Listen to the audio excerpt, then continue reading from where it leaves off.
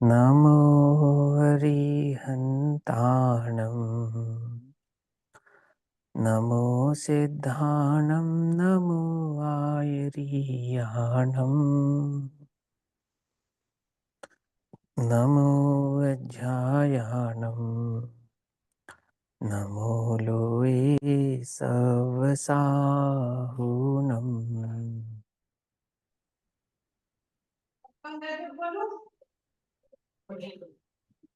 मङ्गलं भगवान् वीरो मङ्गलं गौतमो गणी मङ्गलं कुन्दकुन्दार्द्यो जैनधर्मोऽस्तु मङ्गलम् सर्वमङ्गल्यमाङ्गल्यं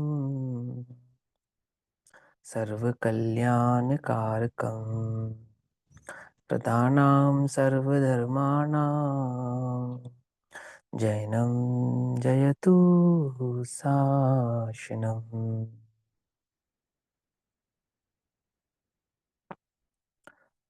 सर्वव्याप्येकचिद्रूप स्वरूपाय परात्मने स्वोपलब्धिप्रसिद्धाय ज्ञानानन्दात्मने नमः।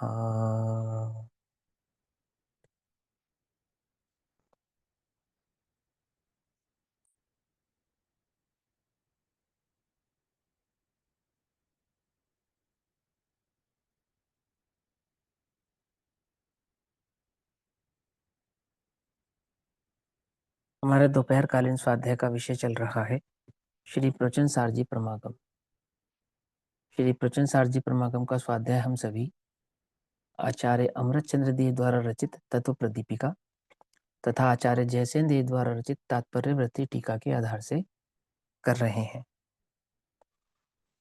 भाव चल रहा है ज्ञान तत्व प्रज्ञापन महाधिकार के अंतर्गत शुभ परिणाम अधिकार, और शुभ परिणाम अधिकार में 88 नंबर 88 नंबर की गाथा चल रही है, जिसमें मोह के क्षय के उपाय भूत की चर्चा चल रही है। 86, 87, 88 जो गाथाएं हैं ये मोह के उपाय के क्षय के स्वरूप को बतलाने वाली है, या यूं कहे कि द्रव्य गुण पर्याय के स्वरूप को बतलाने वाली है। क्यों? क्योंकि द्रव्य गुण पर्याय के स्वरूप को जाने बिना समझे बिना मोह का अभाव होने वाला नहीं है। जो जानदि अरहंतम दब्बत गुणत पच्चयति है, अर्थात जो वस्तु के, अर्यंत के, जीव के, छह द्रव्यों के द्रव्य गुण पर्याय के स्वरूप को भली प्रकार से जानेगा, पहचानेगा, उस ही जीव के मोह का क्षय होगा। ये भाव चल रहा है। तो द्रव्य गुण पर्याय किसको कहना, उसका क्या स्वरूप है, वह किस प्रकार से समझा जाएगा, उसकी भूमिका भाव को समझाने वाली ये गाथाएं चल रही हैं।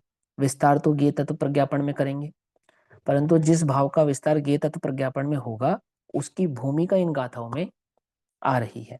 तो 88 नंबर की गाथा 88 नंबर की गाथा है, 218 नंबर का पेज है 218 तत्व प्रदीपिका। गाथा पाठ करते हैं। जो मोह राग दोषे, गाथा 219 नंबर पेज पे लिखिए। जो मोह राग दोषे निहण दियो लभ जोण हमू वदेसम सो सब दुख मोक्षम सॉरी पावदी अचिरेण कालेण जो जिन वचनामृत रस पी कर मोह राग अरु द्वेष नशे अल्प काल में भव्य जीव वह सर्व दुखों से मुक्ति लहे। सभी प्रकार के दुखों से वह मुक्त हो जाता है अल्प काल में ही। कौन? वो जो जिनेंद्र देव के वचनों का रसपान करता है, अर्थात जिनेंद्र देव के वचनों का मर्म समझता है, उनसे भाव को समझता है, द्रव्य गुण पर्याय के स्वरूप को समझता है, उसके मोह राग और द्वेष तीनों का ही अभाव हो जाता है। दर्शन मोह का भी अभाव होता है और चारित्र मोहिनी का भी अभाव होता है, या उसे आत्मोपलब्धि, आत्मा की अनुभूति प्रकट होती है, मार्ग समझ में आता है। अथेवम मोह शपणो पाय भूत जिनेश्वर जिनेश्वरोपदेश लाभ हेपी।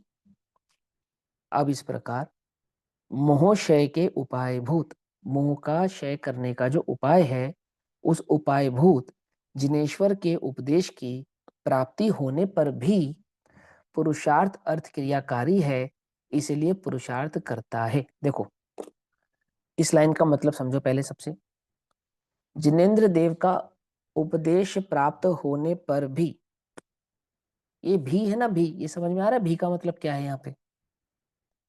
है कि इस जीव को अनंत काल में अनंत बार जिनेंद्र भगवान का उपदेश प्राप्त हुआ। जिनेंद्र भगवान का उपदेश प्राप्त होने पर भी, अभी तुम्हें जिनेंद्र भगवान का उपदेश प्राप्त हुआ या नहीं हुआ? होने पर भी यदि पुरुषार्थ नहीं किया तो काम होगा नहीं। आई बात समझ में? तुम खाली द्रव्य गुण पर्याय के स्वरूप को समझ लो और पुरुषार्थ ना करो तो कार्य नहीं होगा, ये कह रहे हैं कि हमें तो द्रव्य गुण पर्याय का स्वरूप समझ में आता है। पहली बात तो जिन्हें समझ में आता है उनका कार्य होता ही है, लेकिन वो भ्रम की बात है कि हमें द्रव्य गुण पर्याय का स्वरूप कंठस्थ है, कंठ में है हमारे, कि हम द्रव्य गुण पर्याय के स्वरूप को समझते हैं। आपने कहा देह भिन्न है आत्मा भिन्न है, कि हाँ देह भिन्न है आत्मा भिन्न है, हमें मालूम है। हमें मालूम है द्रव्य किसको कहना, गुण किसको कहना, पर्याय किसको कहना, हमें मालूम है। मैं चैतन्य ज्ञान एक भगवान आत्मा हूँ, शुद्ध बुद्ध, अपरिणामी और निरंजन आदि भाव वाला हूँ, ये सब मुझे मालूम है। तो कहते हैं उपदेश ग्रहण कर लिया, उपदेश समझ लिया, ग्रहण करने पर भी, उपदेश प्राप्त होने पर भी यदि पुरुषार्थ नहीं किया तो फिर, तो पुरुषार्थ अर्थ क्रियाकारी है, इसलिए पुरुषार्थ करना चाहिए। भव्य जीव तो पुरुषार्थ करता है, वस्तु स्वरूप को प्राप्त करने के बाद पुरुषार्थ करता है। तो पुरुषार्थ कैसे किया जाता है, क्या है पुरुषार्थ? ये पुरुषार्थ को बतलाने वाली गाथा है। स्वरूप क्या है? द्रव्य गुण पर्याय के स्वरूप को समझना, हमने समझ लिया। अब समझने के बाद पुरुषार्थ करो। पुरुषार्थ करो माने अपने उपयोग को, वो जो समझा गया स्वरूप है उसमें तन्मय करो। धारणा ज्ञान में जो वस्तु स्वरूप तुम्हारे आ चुका है, जो तुम्हारी बुद्धि में प्रज्ञा में वो वस्तु स्वरूप तुम्हें समझ में आया है, उस आए हुए वस्तु स्वरूप से अपने उपयोग को तन्मय करना, इसका नाम है पुरुषार्थ। आई बात समझ में नहीं आई? यदि पुरुषार्थ नहीं किया तो कार्य होगा नहीं। क्या कार्य होगा नहीं? कि वह वस्तु स्वरूप को प्राप्त करने पर भी, जिनेंद्र भगवान का वचन प्राप्त करने पर भी क्या नहीं होगा? कार्य नहीं होगा। उपदेश की प्राप्ति होने पर भी, उपदेश प्राप्त हो गया, अब ऐसा होने पर भी यदि पुरुषार्थ नहीं किया तो काम नहीं होगा। इसीलिए पुरुषार्थ अर्थ क्रियाकारी है, इसलिए पुरुषार्थ करता है। आ रही है बात समझ में? पुरुषार्थ करना या नहीं करना? पेज है ना? नंबर पे पढ़ रहे हो? मुझे मिल नहीं पेज रहा। नंबर 218 से अंतिम लाइन है ना, गाथा नंबर 88 की जो थानी का चल रही है। ठीक है मिल गया। ठीक है, आया समझ में? आया? पुरुषार्थ करना क्या है? कार्यकारी है। तो वो पुरुषार्थ क्या है, कैसे करते हैं, वो टीका में बतलाएंगे कि पुरुषार्थ किसको कह रहे हैं, है ना। तो पहले कहते हैं जो जैनम उपदेशम, अर्थात जिनेंद्र के उपदेश को उपलब्ध, उपलब्ध माने प्राप्त करके, इसको लब्धि भी कहते हैं, लब्धि माने प्राप्त करना। उपलब्धि, लब्धि, उपलब्ध, लब्ध, लब्ध आदि एकार्थवाची होते हैं। प्राप्त करने को लब्धि कहते हैं, उपलब्धि कहते हैं, उपलब्ध कहते हैं या प्राप्त कहते हैं। प्राप्त करके मोह राग द्वेषान, अर्थात मोह राग द्वेष को निहति हनता है, अर्थात उनका नाश करता है। जिनेंद्र भगवान के उपदेश को प्राप्त करके जो मोह राग द्वेष का नाश करता है, ठीक, वह अल्पकाल में सर्व दुखों से मुक्त हो जाता है। जिनेंद्र भगवान के उपदेश को ग्रहण करने पर अल्पकाल में दुखों से मुक्त हो जाता है, ऐसा नहीं। जिनेंद्र भगवान के उपदेश को ग्रहण करके उस रूप पुरुषार्थ करने वाला जीव अल्पकाल में, समझ में आएगा इसमें? क्योंकि अगर ऐसा नहीं मानेंगे तो क्या गड़बड़ होगी कि वो अभव्य को भी चार लब्धियां होती है, अभव्य को भी देशना आदि लब्धि होती है, वस्तु स्वरूप की खबर होती है, अथवा मिथ्या दृष्टि भी 9 अंग 11 पूर्व का पाठी हो सकता है। तो क्या वहां उसको वस्तु स्वरूप समझ में नहीं आया, प्राप्त नहीं हुआ? तो प्राप्त तो हुआ, लेकिन उस रूप पुरुषार्थ नहीं किया। तो पुरुषार्थ करने पर, प्राप्त करने के बाद पुरुषार्थ करने पर अल्प जीव अल्प काल में वह जीव इस संसार के दुखों का नाश करता है। आती बात समझ में? हमें उपदेश प्राप्त हुआ और प्राप्त होने पर उस रूप पुरुषार्थ नहीं किया तो हम पुरुषार्थ कर रहे हैं या नहीं कर रहे हैं, या बस प्राप्त करके ही खुश हैं? ये गाथा इस बात को समझा रही है आपको, है ना। वैसे तो अभी प्राप्त भी सही तरीके से हुआ नहीं है, क्योंकि वस्तु स्वरूप अगर सही तरीके से समझ में नहीं आया है तो उसको प्राप्त करना नहीं कहते हैं। लेकिन अगर आपको एक्यूरेट वस्तु स्वरूप समझ में आया है तो कहते हैं पुरुषार्थ नहीं करेगा तो कार्य नहीं बनेगा। और पुरुषार्थ कैसे करना, तो पिछली गाथाओं में भी समझाया है, आने वाली गाथाओं में भी समझाएंगे और इस गाथा में भी समझाएंगे कि पुरुषार्थ कहते किसको है। और बहुत साधारण सी बात है, वस्तु स्वरूप से अपने उपयोग को तन्मय करने का नाम पुरुषार्थ है, कोई दूसरा पुरुषार्थ नहीं है। देखो जैसे नाश करना है, नो द्रव्य कर्म नो कर्म और भाव कर्म, तीन है ना। तो नो कर्म यानी कि संसार का नाश करना, तो संसार का नाश कैसे करेंगे, आग लगा देंगे, सारे संसार में तोड़ फोड़ देंगे, उसको क्या करेंगे, नाश करना है उनका।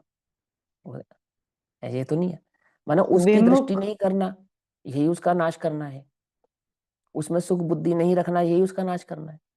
द्रव्य कर्म का नाश कैसे करते हैं, कि द्रव्य कर्म जिन कारणों से बंधते हैं उन कारणों को नहीं करना ही द्रव्य कर्म का नाश करना है। और भाव कर्म क्या है, कि वही परमे एकत्व ममत्व कर्तृत्ववादी बुद्धि जो है वही भाव कर्म है, वो नहीं करना, उनको नाश करना है। नाश करने का मतलब कोई तोड़फोड़ करना तो है नहीं, नाश करने का मतलब तो यह है कि उस ओर दृष्टि नहीं करना, क्योंकि उसके होने का कारण उसकी दृष्टि करना ही है ना। समझ में आती है बात, नहीं समझ में आती है। भ्रम जनित दुख को दूर करने का उपाय, भ्रम दूर करना है ना। तो वो मिथ्यात्व जनित दुख को दूर करने का उपाय मिथ्यात्व को दूर करना है। और मिथ्यात्व क्या है, वो द्रव्य कर्म भाव कर्म और नो कर्म की संतति का कारण कौन है, पर में एकत्व बुद्धि, ममत्व बुद्धि, भोक्तत्व बुद्धि, है ना। या उसमें सुख दुख की आदि मिथ्या कल्पना आदि करना, मेरापना आदि आदि भाव करना, भोक्तत्व बुद्धि आदि करना। तो ये कहते हैं कि उनके नाश को करने का क्या है, पुरुषार्थ करने वाला जीव। और वो पुरुषार्थ किसका कार्यकारी है, जिसको वो जिनेन्द्र वाणी मिली है उसका पुरुषार्थ कार्यकारी। दोनों बातें, जिनेन्द्र वाणी मिले और पुरुषार्थ करे, बिना जिनेन्द्र वाणी के पुरुषार्थ करे तो वह पुरुषार्थ सार्थक नहीं है।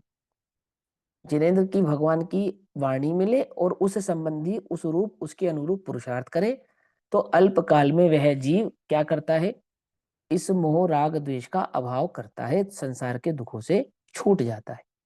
टीका कहते हैं, इस अति दीर्घ, अति दीर्घ माने बड़ा या लंबा, अति माने बहुत, तो बहुत बड़े इस संसार में, तो अति दीर्घ सदा हमेशा उत्पातमय दुख रूप संसार मार्ग में किसी भी प्रकार से, किसी भी प्रकार से, समोशरण में तुम गए जिनेन्द्र भगवान से डायरेक्ट प्राप्त हो गई, अथवा गणधरों से, अथवा परंपराचार्यों से, अथवा परंपरा गुरुओं से, अथवा साधर्मी जनों से, अथवा शास्त्र आदि के माध्यम से, अथवा पूर्व में सुनी थी तो अभी वर्तमान में जाति स्वर्ण आदि के माध्यम से, किसी भी प्रकार से, प्रकार तो हमें मालूम नहीं तुम्हें कैसे प्राप्त हो जाएगी, कैसे भी प्राप्त हो सकती है, किसी को भी जीव को देशना लब्धि कैसे भी प्राप्त हो सकती है। समझ में ये बात, नहीं समझ में। और चारों ही गतियों को प्राप्त हो सकती है किसी भी प्रकार से। जिनेन्द्र देव के इस तीक्ष्ण असीधार समान, जैसे तीक्ष्ण धार वाली तलवार होती है उसके समान ये जो जिनेन्द्र देव का उपदेश है, इस उपदेश को प्राप्त करके भी, उपदेश तो प्राप्त कर लिया, उपदेश तो सुन लिया, लेकिन उपदेश को प्राप्त करके भी उसके अनुसार यदि उपयोग को तन्मय नहीं करा, पुरुषार्थ नहीं किया, समझे नहीं समझे, देखो ध्यान से समझना। भैया जब काल लब्धि आएगी तब कार्य होगा,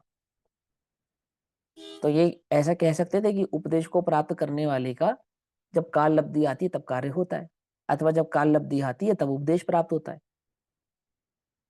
है ना। समझना बड़े ध्यान से, काल लब्धि के स्वरूप को भली प्रकार से जानने वाले हैं आचार्य या नहीं जानने वाले, और जिस समय जिस पर्याय की जो योग्यता है उस स्वतंत्र योग्यता के भाव को ये आचार्य समझने वाले हैं या नहीं समझने वाले, जानते हैं ना ये बातें। मैंने जो बातें आज का मुमुक्षु जानता है और बहुत अच्छे से जानता है, वो सब बातें ये आचार्य देव जानते हैं या नहीं जानते। तो इनको नहीं पता कि कार्य स्वकाल में होता है और जिस समय होना होता है उस समय होता है, और जीव का उसमें कोई कर्तव्य नहीं है, एक भी पर्याय को जीव आगे पीछे नहीं कर सकता। ये बात नहीं मालूम, ये हमें ही मालूम है, ये बात है, इनको मालूम है ना। तो इन्होंने ये नहीं कहा कि काल लब्धि के योग से तुमको जिनेन्द्र की वाणी प्राप्त हो जाए, उन्होंने कहा किसी भी प्रकार से तुम्हें जिनेन्द्र वाणी मिल गई, चाहे तुम उसमें काल लब्धि की मुख्यता समझ लो, चाहे तुम उसमें किसी निमित्त की मुख्यता समझ लो, चाहे तुम्हारा जाति स्मरण समझ लो, तुम्हारे पुण्य का उदय समझ लो, कोई कारण समझ लो तुम तो, हमें उससे कोई लेना देना नहीं है। जिनेन्द्र देव की वाणी तुम्हें प्राप्त हो गई। अब तो जिनेन्द्र देव की वाणी प्राप्त होने के बाद मैं इस निष्कर्ष पे पहुंचा हूं कि पर्याय स्वतंत्र होती है, स्वकाल में होती है, और जब जिस जीव की जो पर्याय होनी है तब होती है, और मेरे समय दर्शन मोक्ष आदि की पर्याय निश्चित है। इसीलिए अब मुझे कुछ नहीं करना। समझना ध्यान से, उल्टा नहीं पकड़ना। वो बात बिल्कुल सत्य है, परम सत्य है, वो सम्य दृष्टि का महाविश्वास है है ना।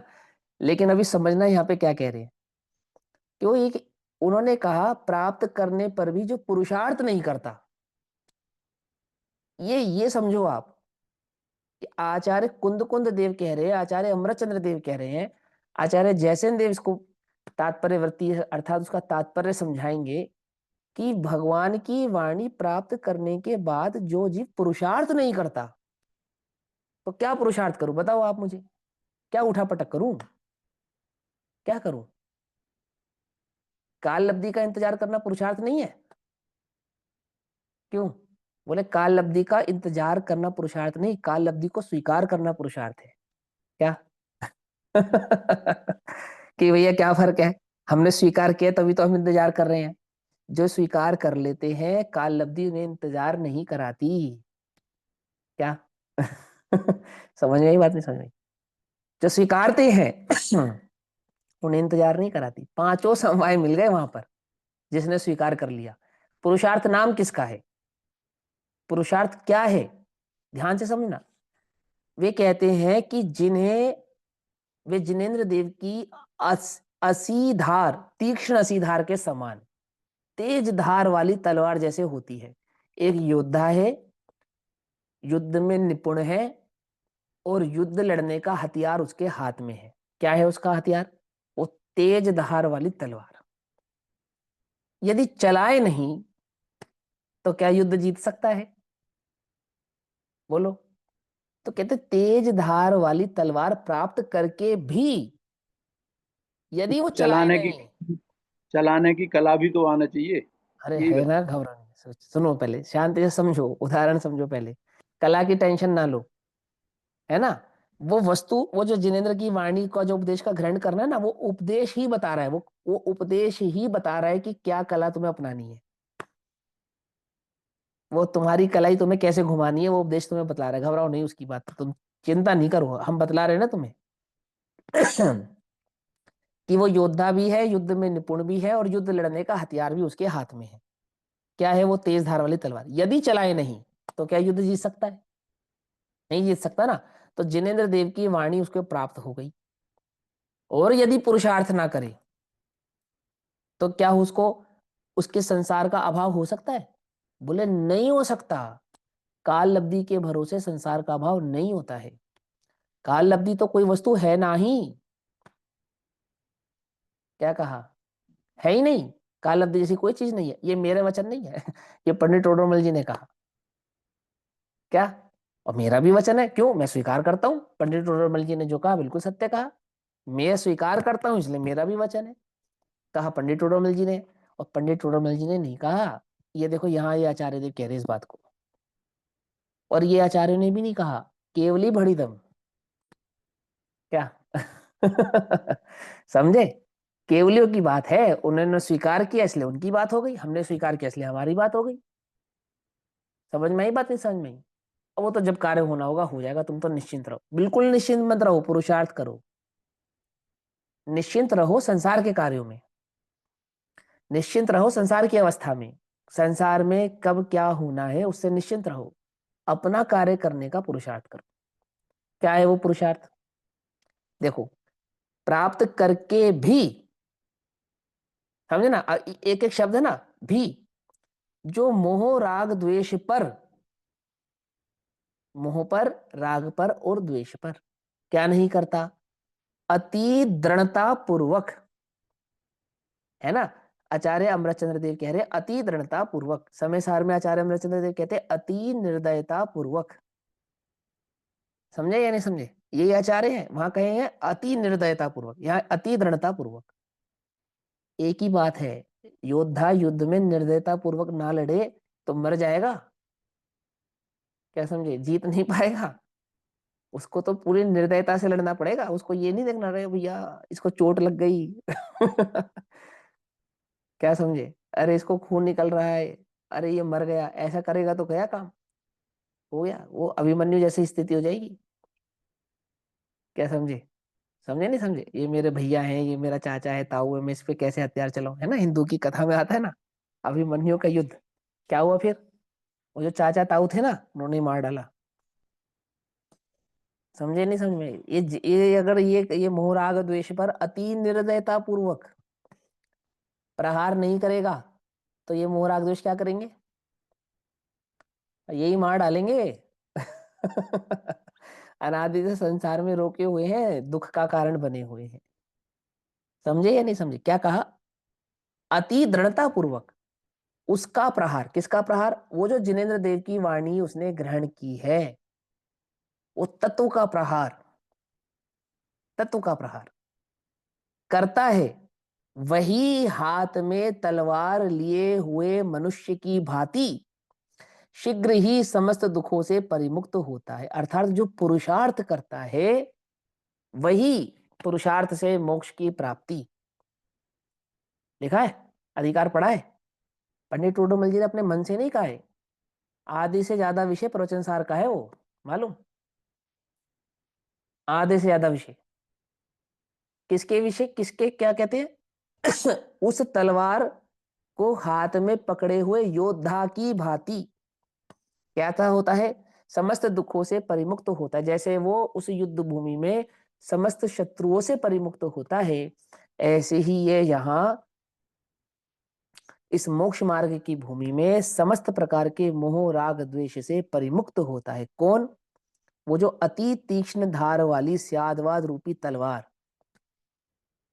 जिनेंद्र देव की जिनेंद्र वाणी रूपी तलवार, वो जो चलाता है। अब चलाते कैसे है बताओ? जिनेंद्र देव की वाणी को कैसे चलाते?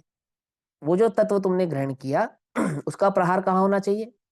मोह राग द्वेष पर उसका प्रहार होना चाहिए। अब अपने से पूछो, हम मोह राग द्वेष पर उसका प्रहार करते हैं या नहीं करते हैं? अपितु उस तलवार से, जिनेंद्र देव की उस तलवार से, वो सियादवाद रूपी उस तलवार से, या अथवा तत्व को ग्रहण करने वाली उस तलवार से उस मोह राग द्वेष की उल्टा रक्षा करते हैं। क्या करते हैं बोलो? क्या समझे? आई बात समझ में नहीं? अपने मोह राग द्वेष की उस तत्व ज्ञान तरंगणी से रक्षा करते हैं, या उस पे प्रहार करते हैं। करना क्या है? उल्टा काम हो रहा है या नहीं हो रहा है ना? काल लब्धि का इंतजार करना तो रक्षा करना है। क्या समझे? समझे या नहीं समझे? और भी बहुत सारे तर्क है, मैंने कल समझा ना कि भैया देखो अभी हमारी भूमिका थोड़ी है और अभी संसार में है, पंचम काल है, और पंचम काल में मुनि तो होते ही नहीं आप हमसे क्या कल्पना कर रहे हो? और सम्यक दर्शनी हो जाए यही बहुत है। और फिर सम्यक दृष्टि की भी तो भोग होते हैं भैया, वो भी तो बीवी बच्चे पालते ही अपने है। अब हमने थोड़ा कमा लिया, खा लिया, घूम लिया, फिर लिया, अपना मोह राग द्वेष की पूर्ति कर ली, तो कौन सा गुनाह कर दिया, कौन सा पाप है? तो चारित्र मोहिनी कर्म का उदय है, इसमें हमारा कुछ कर्तव्य तो नहीं है। आदि आदि ये तुम क्या कर रहे हो? क्या कर रहे हो बोलो? ये मोह राग द्वेष की रक्षा कर रहे हो या मोह राग द्वेष पर प्रहार कर रहे हो? कर क्या रहे हो? समझ में? बात नहीं समझ में? तो वो क्या कहते हैं समस्त दुखों से परिमुक्त होता है। अन्य व्यापार, व्यापार माने प्रयत्न, पुरुषार्थ, पुरुषार्थ का ही दूसरा नाम व्यापार है यहाँ पर। अन्य व्यापार यानी अन्य प्रकार का कोई पुरुषार्थ समस्त दुखों से परिमुक्त नहीं करता। समझ में आई बात? समझ? और कोई दूसरा कोई व्यापार नहीं है, दूसरा कोई पुरुषार्थ नहीं है जो तुम्हें इस समस्त दुखों से परिमुक्त कर दे। पकड़ में आती है ना बात? व्रत, तप, त्याग, उपवास, संयम, दान, शील आदि कोई कोई जो भी तुम्हारे चित्त में धारणा है, कि अमुक से अमुक से अमुक से अमुक कार्य करने से अमुक कार्य करने से 1000 बार, 8 बार, 10,000 बार, 11 लाख बार नमोकार मंत्र पढ़ने से समय दर्शन या मोक्ष की प्राप्ति हो जाती है? हो जाती है, नहीं हो जाती है? कोई उपाय नहीं है, दूसरा कोई व्यापार नहीं। समझ में ये बात? नहीं समझ में? कोई दूसरा पुरुषार्थ नहीं है, एक ही पुरुषार्थ है। क्या? भगवान के द्वारा बतलाया गया जो वस्तु स्वरूप है, उस वस्तु स्वरूप को समझकर उसका प्रयोग कहाँ करो? उस मोह राग द्वेष के अभाव करने में करो। कैसे करते हैं मोह राग द्वेष का अभाव? कैसे करते हैं उसका प्रयोग, उसमें कैसे करते हैं? तो वहां बतलाएंगे कि अपने उपयोगों को समझे गए वस्तु स्वरूप से जो तन्मय करना है वही इस मोह राग द्वेष का अभाव करना है। अभाव करने के लिए एक एक को पकड़ के उसको तलवार से काटना नहीं है। समझे नहीं समझे? जैसे हमने भोजन त्याग दिया और हमने देह भी त्याग दी, तो जैसे भोजन त्यागा जाता है, जैसे वस्त्र त्यागे जाते हैं, क्या ऐसे ही देह त्यागी जाती है? ऐसे तो नहीं त्यागी जाती। समझे? वो तो आत्महत्या हो जाएगी। आई बात समझ में? नहीं समझ में? वहां त्याग का मतलब क्या है कि वहां पे ममत्व बुद्धि नहीं करना। ऐसे ही मोह राग द्वेष का नाश करने का अर्थ क्या है कि उसका जो विपरीत भाव है, उस मोह से विपरीत जो है, उस राग और द्वेष से विपरीत जो है, वो वीतराग भाव, वहां अपने उपयोग को तन्मय करना अथवा उपयोग की परिणति का वीतरागमय होना, उसका नाम है राग द्वेष मोह का अभाव होना। और वह वीतरागमय कैसे होती है? कि जब उपयोग रूपी हाथ में और जिनेन्द्र के द्वारा बतलाया गया तत्व रूपी तलवार पकड़ी हो। समझ में आई बात? समझ? तलवार म्यान में है और तलवार हाथ में है, क्या अंतर है? युद्ध भूमि में खड़े हुए योद्धा की तलवार म्यान में होनी चाहिए या हाथ में होनी चाहिए?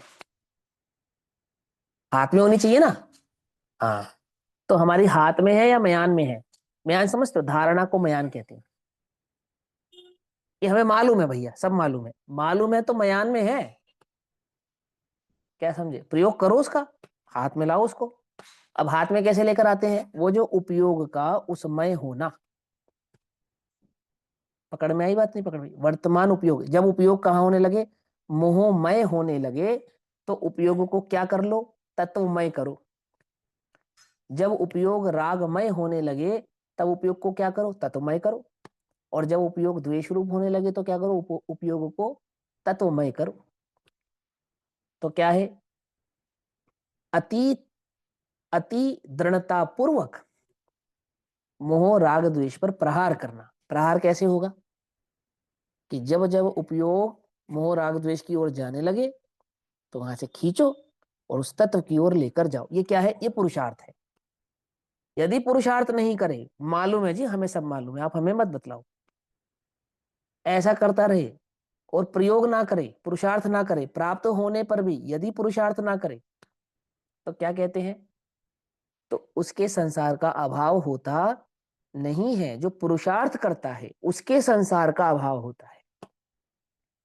ठीक, आगे क्या कहते हैं? और दूसरा कोई उपाय नहीं है।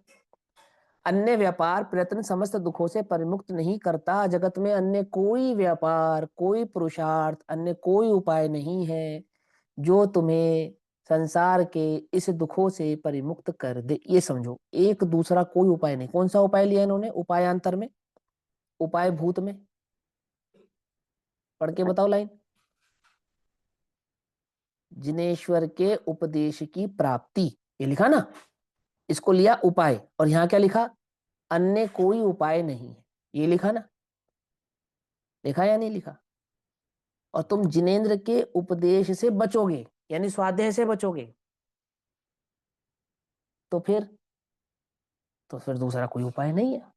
अब तुम्हें संसार से कोई परिमुक्त नहीं कर सकता। मैं इस बात को ऐसे भी कहता हूं कि 78 नंबर की गाथा में द्रव्य गुण पर्याय के स्वरूप को समझाने के लिए जो तार छेड़ा, मोटा मोटा स्वरूप, बिल्कुल एकदम स्थूल स्थूल बात कही, और उसको सुन के तुम घबरा गए कि अरे अरे भैया, अपने बस की नहीं है, हम द्रव्य गुण पर्याय का स्वरूप समझ ही नहीं पाएंगे, बहुत मुश्किल है, इतनी बुद्धि नहीं है भैया हमारे पास, हम तो राम राम राम राम राम राम राम राम राम जप लेंगे, हमारा काम हो जाएगा। हो जाएगा नहीं हो जाएगा? आदिनाथ भगवान की माला फेर लेंगे, महावीर भगवान की माला फेर लेंगे, 2-4 पूजा एक्स्ट्रा कर लेंगे 4 उपवास एक्स्ट्रा कर लेंगे, हमारा काम हो जाएगा। वो कह रहे दूसरा कोई उपाय ही नहीं है। यदि तुम्हें दुखों का अभाव करना है तो मुश्किल लगने वाले, दुर्लभ है संसार में एक यथार्थ ज्ञान, मुश्किल लगने वाले इस तत्व ज्ञान को समझना ही पड़ेगा, दूसरा कोई उपाय नहीं है। आई बात समझ में? नहीं है। सारे जगत में घुमाओ तुम, उपाय यही करना पड़ेगा। एक दूसरी बात, आज तक इस उपाय के बिना, किस उपाय के बिना, इस तत्व ज्ञान रूपी तलवार को चलाए बिना किसी के भी मोह राग द्वेष का अभाव हुआ नहीं है। समझे? अर्थात वो द्रव्य गुण पर्याय के स्वरूप को समझे बिना शिव भूति को भी मोक्ष हुआ नहीं है। तिर्यंचों को भी सम्यक दर्शन प्राप्त हुआ नहीं है।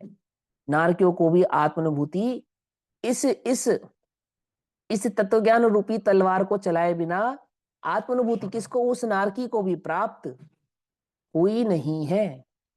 तुम्हें हो जाएगी? बोलो। वो कह रहे अन्य कोई उपाय नहीं है, अन्य कोई व्यापार, अन्य कोई प्रयत्न समस्त दुखों से परिमुक्त नहीं करता।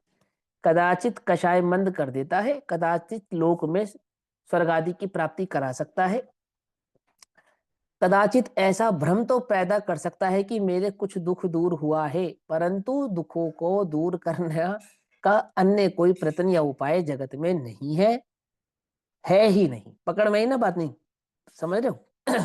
जैसे अब वो उदाहरण समझा रहे हैं, जो उदाहरण ऊपर लिखा ना उसका विस्तार कर रहे हैं। जैसे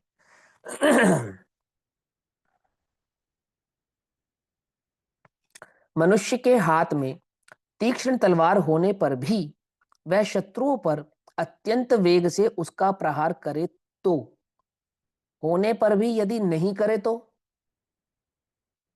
तो वह स्वयं मारा जाएगा। होने पर भी यदि प्रहार करे तो, वस्तु स्वरूप की प्राप्ति होने पर भी यदि पुरुषार्थ करे तो तो ही वह शत्रु संबंधी दुख से मुक्त होता है, अन्यथा नहीं। खाली तलवार प्राप्त कर लेने से कोई दुख से दूर नहीं होता है, तलवार चलाने से दुख से दूर होगा, शत्रुओं से दूर होगा।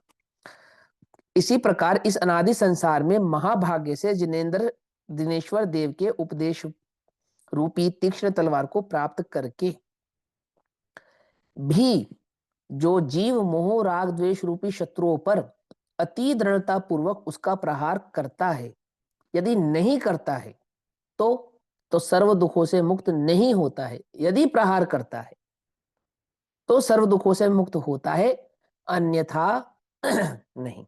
कि देखो भैया, हमें तो समय सार जी मिल गए और हम तो 4 घंटा वो डेली सुबह शाम पढ़ते हैं, अब हमारा कार्य होने से जगत में कौन रोक सकता है? क्योंकि तत्व प्रीति चित्तेण, प्रीति चित्त से जिसने एक बार भी मैं आत्मा हूं ये बात सुनी है, वह नियम से भव्य है और अल्पकाल में मोक्ष का अधिकारी है। कितनी अच्छी लगती है हमें ये बात, और सत्य है। लेकिन इससे हम क्या छल ग्रहण करते हैं? अब हमें एक्स्ट्रा पुरुषार्थ करने की जरूरत ही नहीं है। क्या करने की आवश्यकता है? हमने प्रीति चित्त से सुना है कि मैं आत्मा हूं, है ना?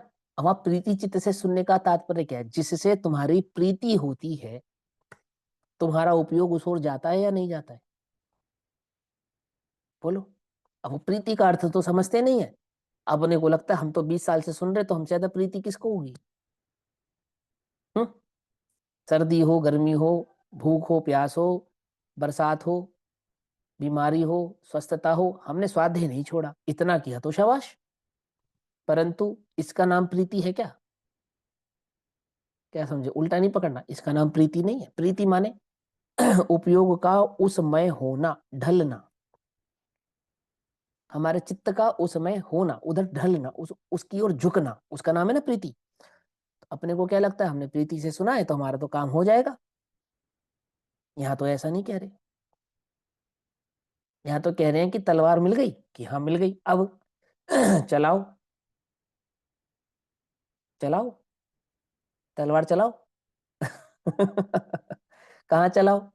मोह राग द्वेष का अभाव करने में चलाओ, मोह राग द्वेष की रक्षा करने में मत चलाओ। तलवार उल्टी चल रही है, समझ में ही बात है। मोह राग द्वेष की रक्षा करने में चल रही है, मोह राग द्वेष का अभाव करने में नहीं चल रही है। बहुत स्थूल उदाहरण है। क्या भैया रात्रि भोजन करते हो? कि भैया वो तो सातवीं प्रतिमा का त्याग है। क्यों? अभी तो हम अव्रति है ना, अव्रति है ना, तो अव्रति है इसलिए कर सकते हैं या नहीं कर सकते? ठीक है। कैसे समझो? जिसके चित्त में वो तत्व रूपी तलवार चल रही है ना, उसे मोह राग द्वेष होने पर उनका खेद है, उनकी रक्षा नहीं करेगा। स्वीकार, हाँ मेरी गलती है, मुझे नहीं करना चाहिए, नहीं करना, मेरे भाग्य से आप मुझे मिले हैं मुझे समझाने वाले कि मुझे ये कार्य नहीं करना चाहिए, ऐसा स्वीकार ना करके अपितु तर्क देता है। क्या तर्क देता है? कि अब इस भूमिका में तो होता है भी, अरे इतना स्वाध्याय करते फिर भी क्रोध करते हो, तो तुम्हें किसके पक्ष में खड़ा होना चाहिए? क्रोध के पक्ष में खड़ा होना चाहिए, या जो तुम्हें ये कह रहा है कि क्रोध मत करो उसके पक्ष में खड़ा होना चाहिए? है कि भैया वो कर्म का उदय है, अब तीव्र कर्म के उदय में तो उस रूप परिणमित होता है जीव। मैं तो ज्ञाता ही हूँ, क्रोध के काल में भी मैं ज्ञाता हूँ, मैंने क्रोध थोड़ी किया, वो तो परद्रव्य की पर्याय है। तो तुमने देश भिन्न। जिनेन्द्र देव की वो तत्व ज्ञान रूपी तलवार पकड़ के उसे क्या करा? उसे मोह राग द्वेष पे प्रहार ना करके अपितु मोह राग द्वेष की रक्षा करने में लगा दिया। ये मैं बहुत स्थूल स्थूल उदाहरण दे रहा हूँ, एकदम स्थूल। सूक्ष्म भाव तो बात कुछ और है। लेकिन अपने भीतर के चोर को पकड़ने के लिए काफी है ये उदाहरण। समझ में आई बात? नहीं समझ? अपने चित्त में वर्तता हुआ जो मोह राग द्वेष है वो अच्छा है या बुरा है, इसका निर्णय करे, है, उसको स्वीकार करे, और मुझे इसको अभाव करना है, इसके लिए कमर कसे, या मुझे इसकी रक्षा करनी है, इसको डिफेंड करना है। क्यों? कि नहीं भैया अब है तो क्या हुआ, इस भूमिका में तो होता ही है। होता है या नहीं होता है? और हाँ बिल्कुल होता है, बिल्कुल होता है, हमने कब कहा नहीं होता है। लेकिन जिसे वर्त रहा है उसे खेद भी होता है। तुझे खेद है? बोल। हम खेद किस बात का भैया? मैं तो उसका करता ही नहीं हूं, मैं तो ज्ञाता दृष्टा हूं। बात तो सच्ची है, लेकिन आप समझो आप तलवार उल्टी चला रहे हो, गलत चला रहे हो। श्री गुरु कहेंगे कहेंगे कि ये तो कर्म का उदय है, उदय की क्रिया है, आदि आदि भाव है, तू उसका करता नहीं है। लेकिन अगर तू भी ऐसा मानकर स्वच्छंदी हो रहा है तो क्रिया, तो तलवार कैसी चल रही है? तलवार जिसको नाश करने में तलवार को चलाना था, उसकी रक्षा करने में हम तलवार को चला रहे हैं। है ना? समझ? देखो क्या लिखा। जैसे ये हो गया उदाहरण, अति दृढ़ता पूर्वक उसका प्रहार करता है, वही सर्व दुखों से मुक्त होता है, अन्यथा नहीं। इसलिए संपूर्ण प्रयत्न पूर्वक, अब संपूर्ण प्रयत्न पूर्वक यानी पूरी शक्ति के साथ। शक्ति कहाँ है तुम्हारी? हाथ में, पाँव में, दिल में, दिमाग में, कान में, कहाँ है शक्ति? शक्ति समझ लो कहाँ है? उपयोग में। पकड़ो उसको बार बार, उस शक्ति को पकड़ो। उपयोग तुम्हारी शक्ति है, उपयोग तुम्हारा लक्षण है, उपयोग ही आत्मा है। अरे उपयोग तुम हो। समझे नहीं समझे? ये उपयोग है ना वर्तमान में, समझ में आता है अपना उपयोग? पूरी शक्ति के साथ क्या करें? प्रयत्न पूर्वक। प्रयत्न तो करता तो बुद्धि है, क्यों? प्रयत्न तो करता तो बुद्धि है ना, करूं करूं करूं, मैं आत्मा हूं, अपनी इस और अपने उपयोग को ले जाना, ये तो करता तो बुद्धि है। क्यों? है या नहीं? प्रयत्न करना, सम्यक दर्शन की पर्याय को प्रकट करने का प्रयत्न करना, आत्मानुभूति को प्रकट करने का प्रयत्न करना, ये तो करता तो बुद्धि है ना? और हमें इसका प्रयत्न नहीं करना चाहिए। क्यों? बड़े ध्यान से समझना, है ना? नहीं करो भैया, सम्यक दर्शन प्रकट करने का पर्याय मत, प्रकट करने का पुरुषार्थ मत करो, तो क्या करें?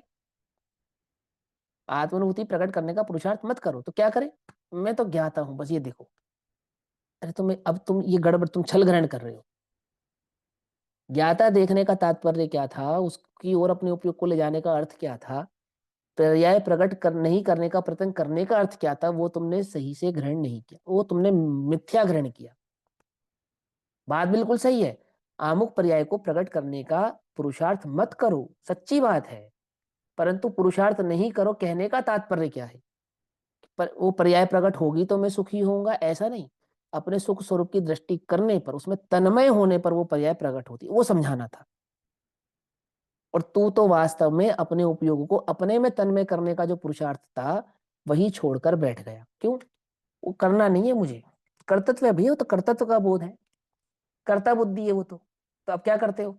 अब हम सहज भय, तो क्या होगी तुम्हारी सहजता? कि वो भोग का परिणाम आता है तो भोग लेते हैं, नींद का परिणाम आता है तो सो जाते हैं, कहीं जाने का परिणाम आता है तो चले जाते हैं, और सुनने का परिणाम आता है तो सुन लेते हैं, करते कुछ नहीं है।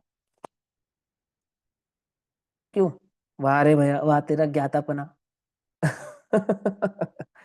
हम ज्यादा विकल्प नहीं करते। और या फिर वो आंख मूंद के बैठ जाएगा एकदम एकदम ध्यान करने लगे, मैं शुद्ध हूं, मैं बुद्ध हूं, मैं एक हूं, मैं निरंजन हूं। है? उल्टा नहीं पकड़ना भैया, मेरी बात समझो, तुम गड़बड़ कर रहे हो बहुत जबरदस्त। वो देखो उन्होंने क्या कहा। इसे ये जो लिखा ना, इसलिए संपूर्ण प्रयत्न पूर्वक, ये मूल आचार्य की टीका है, ये आचार्य जय अमृतचंद्र देव ने अपनी टीका में लिखी बात।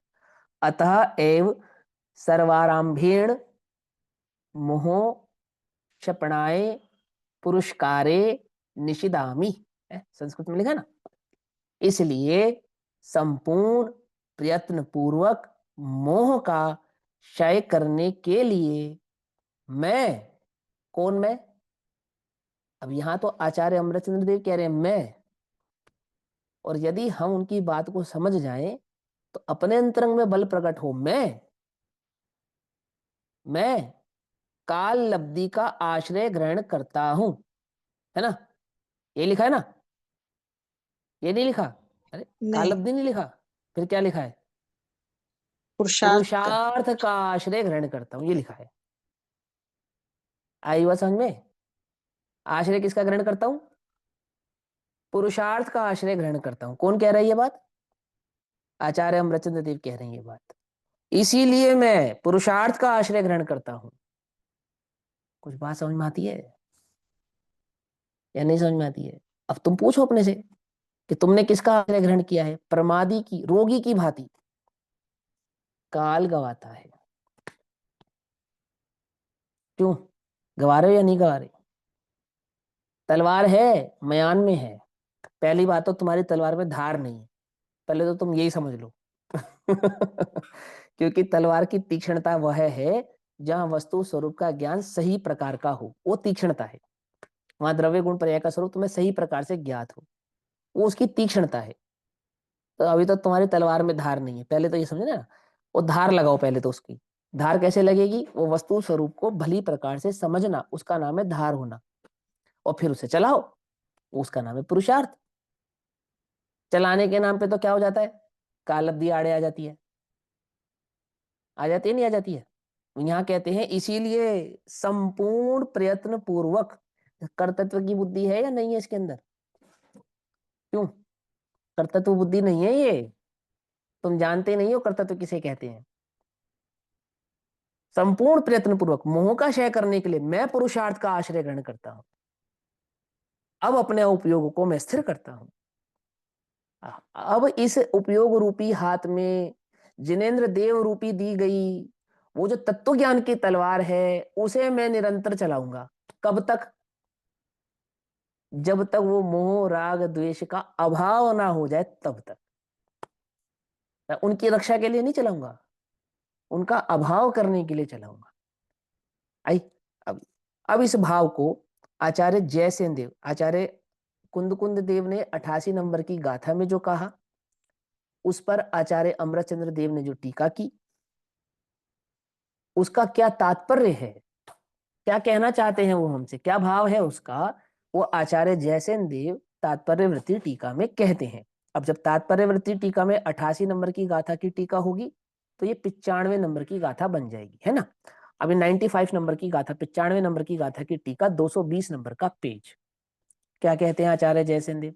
वे कहते हैं, अब दुर्लभ जैन उपदेश प्राप्त करके भी, है ना। एक बार जरा संस्कृत में पढ़ लें। अथः दुर्लभ जैनोपदेशम लब्धवापि, ऐसे लिखा है ना। जैन उपदेश प्राप्त करके कैसा दुर्लभ, क्या मतलब है इसका, कि बिना जैन उपदेश प्राप्त किए कार्य होगा नहीं। तो क्या अर्थ निकला, माने ना, कि इस तीनों लोक में जब भी जिसको भी सम्यक दर्शन होगा वो नियम से जैन होगा। आई ना। वो शेर पहले जैन बना, फिर सम्यक दृष्टि बना। पकड़ में आती है बात, नहीं पकड़ में आती, किसी को भी हो जाएगा, नहीं होगा, उल्टा नहीं पकड़ना, किसी को भी हो जाएगा अर्थात चार गति के जीवों को हो जाएगा। संगी पंचेंद्रिय जो भी जीव होगा उसको हो जाएगा। वो किसी भी जाति, किसी भी कुल, किसी भी धर्म में जन्मा हो उसका हो जाएगा, लेकिन जैन हुए बिना नहीं होगा। वो कहाँ जन्मा था, किस जाति में जन्मा था, किस कुल में जन्मा था, अथवा किस गति में जन्मा था, वो आड़े नहीं आएगी। हाँ, लेकिन पहले वो जैन होगा।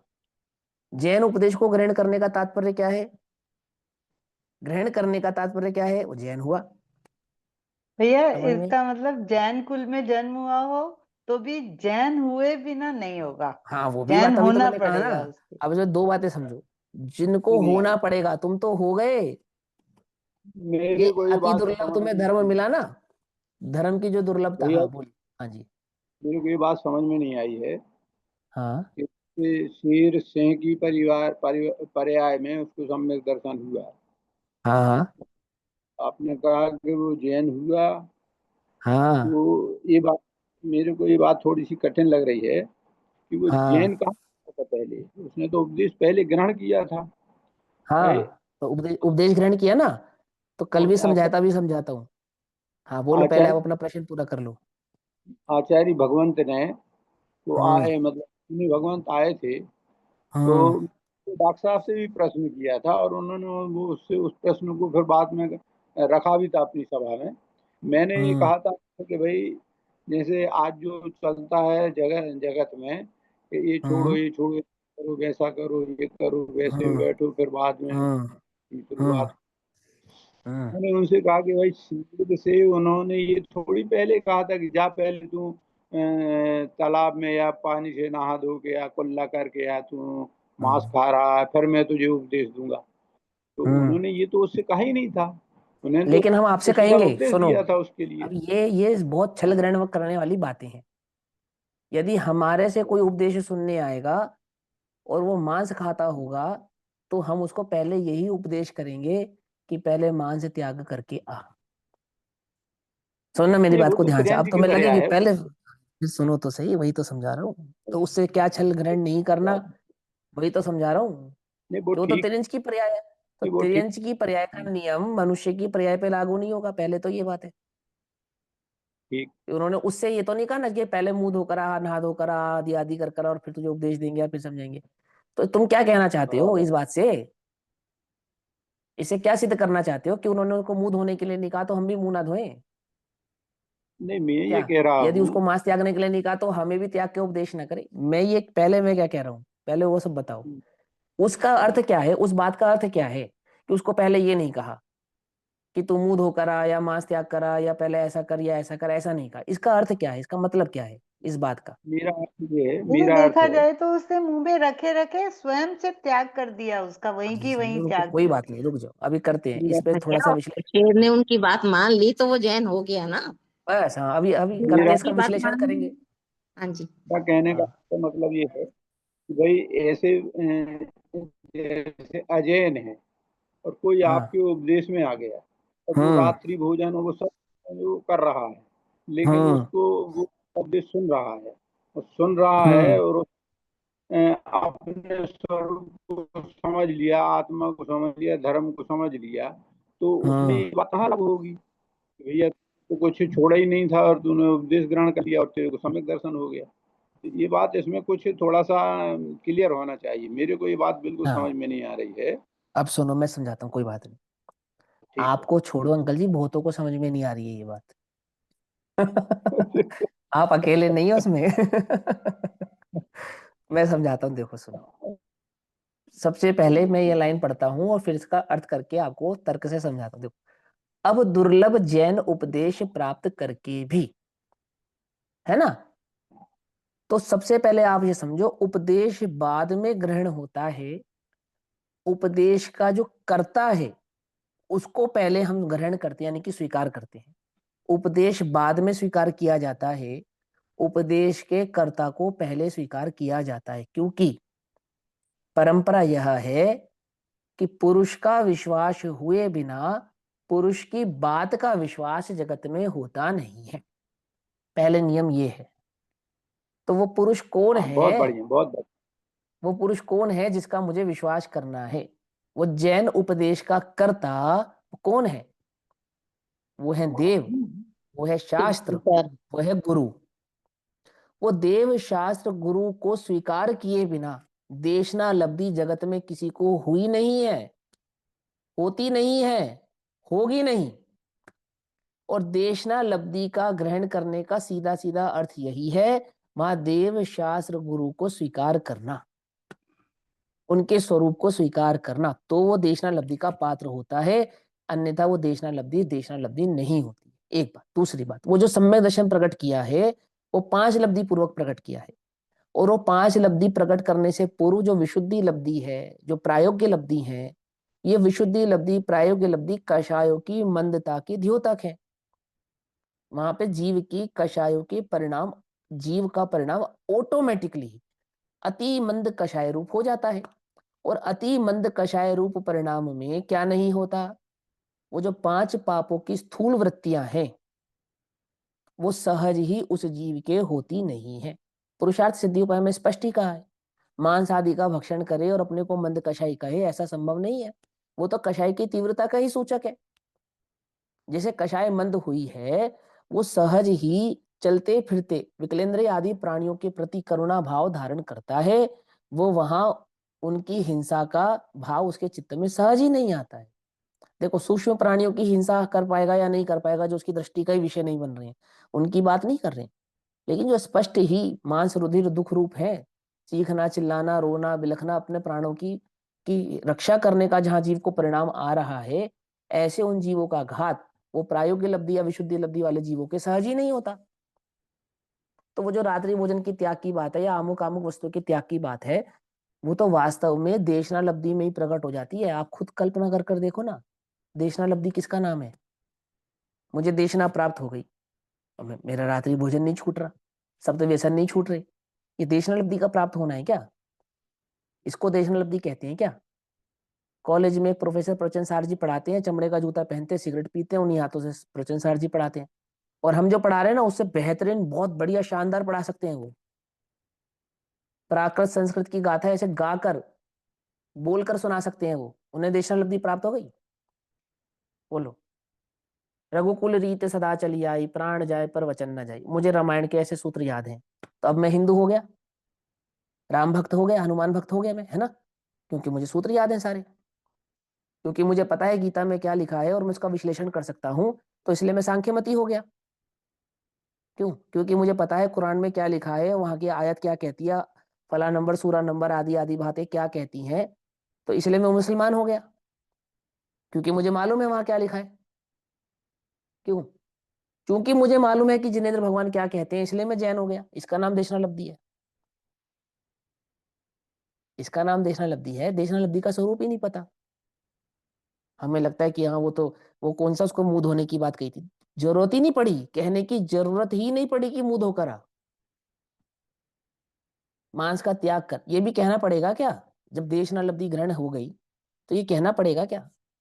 गुरुदेव एक सभा में गए और वहां प्रवचन करने से पहले गुरुदेव से कहा कि गुरुदेव आप यहाँ पर ये कहिए कि रात्रि भोजन नहीं करना चाहिए, आलू नहीं खाना चाहिए। तो गुरुदेव ने कहा कि मैं जैनों की सभा में, अजैनों की सभा में आया हूं क्या? मैंने मुझे ये जैनियों को ये बतलाना पड़ेगा कि आलू नहीं खाते, रात्रि भोजन नहीं करते? ये क्या उपदेश करने की बात है? थोड़ा समझो। अब वो, चूंकि मुझे रात्रि भोजन नहीं छोड़ना है और सम्य दर्शन प्रकट करना है, क्योंकि मुझे 7 व्यसन नहीं छोड़ने हैं और सम्य दर्शन प्रकट करना है, क्योंकि मैं अपने दोनों हाथों में लड्डू चाहता हूं क्या? कामदम मोक्षदम चैव, अर्थात मुझे संसार के सारे सुखों के साथ वह मोक्ष चाहिए। इसलिए क्या तर्क देता हूं कि भैया वो तो उनके साथ भी होता है। अरे होता होगा, होता होगा, पर ये परिपाटी नहीं है। होता है और होता होगा में बहुत अंतर है। उनके रहते होता है, उनकी दृष्टि से नहीं होता है, उनकी उसकी लुब्धता से नहीं होता है, उसकी आसक्ति से नहीं होता है। अरे प्रायोग लब्धि में दर्शन मोहिनी अंतर कोड़ा कोड़ी रह जाती है। कल्पना तो करो आप। स्वाध्याय का फल क्या बताया? कषायों में अति तीव्र मंद परिणाम हो जाते हैं। आपो आप ही जीव के चित्त में क्रोधमान मयालोभ आदि परिणाम कषाय आदि घटने लगते हैं, छूटने लगते हैं। ये तो देशालब्धि का ऐसा स्वरूप है, देशालब्धि ग्रहण करे। वो इतनी सी बात समझ में ना आए? एक फिल्मी गाना सुनकर तो जीव का चित्त बदल जाता है। ये दुनिया, ये महफिल मेरे काम की नहीं, दुनिया बनाने वाले क्या तेरे मन में समाई, काहे को दुनिया बनाई, उसको सुनकर तो वो वैरागमय हो जाता है। और यहाँ देशालब्धि प्राप्त करके उसको ये बतलाना पड़ेगा, भाई मुंह धोकर आ, हाथ धोकर आ, नहा धोकर आ, कुल्ला कर करा, ये कर करा, वो कर करा। कैसी गजब की बात है। छल ग्रहण करो मत। हाँ ठीक है, वो शेर को उसी पर्याय में अंतर मुहूर्त में सम्यक दर्शन प्रकट हुआ, उससे क्या सिद्ध करना चाहते हो? कि उसके पेट आधा मांस में था, आधा मुंह में था, तो मेरे भी आधे मुंह में आधे पेट में होगा तो मेरा कार्य हो जाएगा, ये कहना चाहते हो क्या? सब उपयोग भूल गया था आपने अब बातों बस स्वरूप से। समझा रहे हैं कि वहां भी होता है, ऐसे भी होता है। जिसके जिसके तत्व समझ में आता है, जिस दशा में समझ में आता है, अपवित्र पवित्र हुआ सुस्थितम दुस्तुतो पिवा, वो जिसके समझ में आता है, जहां समझ में आता है, वो जीव वहीं पवित्र हो जाता है। फिर उस रूप बराबर। प्रवृत्ति करता है क्या? अच्छा शेर की बाद की स्थिति भी तो बताओ, फिर बाद में क्या किया उसने? भैया जी, एक अब मिनट तुम्हें और भी तो देशना लब्धि प्राप्त हो गई, अब बाद में क्या करना है तुमको बतलाओ। एक मिनट और लूंगा मैं। हम्म। 1 मिनट और लूंगा मैं आपसे। हाँ हाँ। मेरे साथ में भी यही हुआ है। आज से 40 साल पहले मैं मुमुक्षु भी बन गया था। मतलब स्वाध्याय इत्यादि में जाने भी लगा था, सुनने भी लगा था। 10 लक्षण पर्यूषण पर्व जैसी सभाओं में भी मैं जाता था, और 10 लक्षण पर्यूषण पर्व जैसे समय में भी मैं सप्त व्यसन का त्याग नहीं था। सप्त व्यसन का मैं उपयोग करता, जुआ आदि खेलना इत्यादि मेरे जीवन में था। लेकिन वो उसके प्रति मेरी घृणा थी।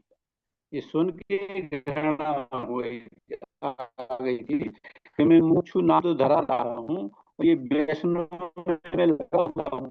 इस इसको छोड़ने में मुझे यानी कम से कम 2 साल लगे थे, इस सब अनुसार था करने में। तो आप जो समझा रहे हो बिल्कुल सही बात है कि, लेकिन मैं इसी बात को तो लेकर कह रहा था आपसे कि भाई ये कैसे संभव हो सकता है कि भाई जीवों को हाँ। पहले ये उपदेश दिया जाए कि भाई पहले ये छोड़ो फिर बाद में धर्म उपदेश होगा। लेकिन जरूरत ही नहीं आपने पड़ती। बताया। बस बस ठीक है, हाँ, अब इसको, अब इस समय भी हो गया ना, वहां जरूरत ही नहीं ठीक, पड़ती ये कहने की। बराबर सही है।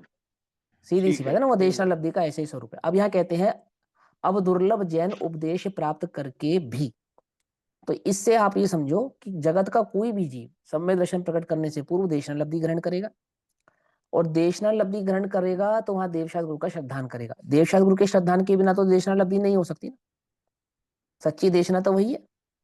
तो वहां देवशास्त्र गुरु का श्रद्धानी हो जाना व्यवहार से उसका जैन होने का सूचक है।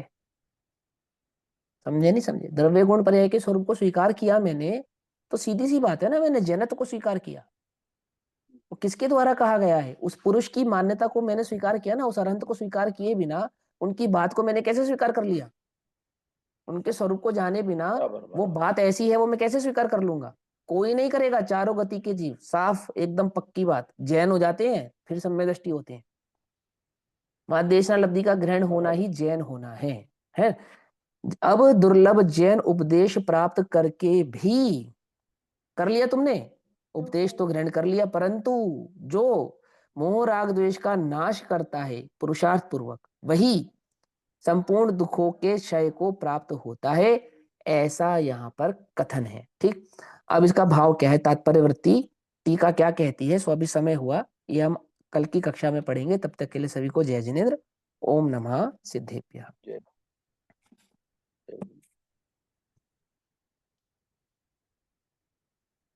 बहुत बढ़िया। निज निधि निज में बताई यह अनंत उपकार है, उसके लिए जिन वाणी माँ को वंदना शत बार है। नमो हरिहंताणम नमो सीताणम नमो हरिहंताणम।